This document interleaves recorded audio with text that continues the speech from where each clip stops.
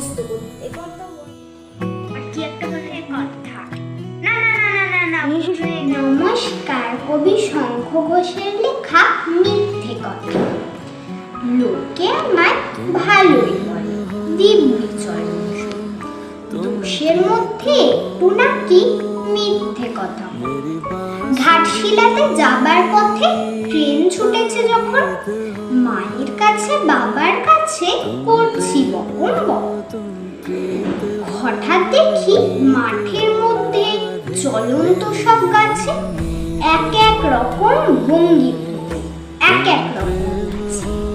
ও মা দেখো নৃত্যনাট্য, যেই বলেছি আমি মা বকে দেয়, বড্ড তোমার বেড়েছে ফাজলামি। চিড়িয়াখানার নাম জানো তো আমার সেজো মেশো, আদৌ করে দেখিয়েছিলেন পশুরাজের কেশব। কদিন পরে চুন খসানো দেওয়াল জুড়ে কি ঠিক অবিকল সেই রকমই মূর্তি যেন দেখি। ক্লাসের মধ্যে যেই বলেছি সুরঞ্জনার কাছে, জানিস আমার ঘরের মধ্যে সিংহ বাঁধা আছে।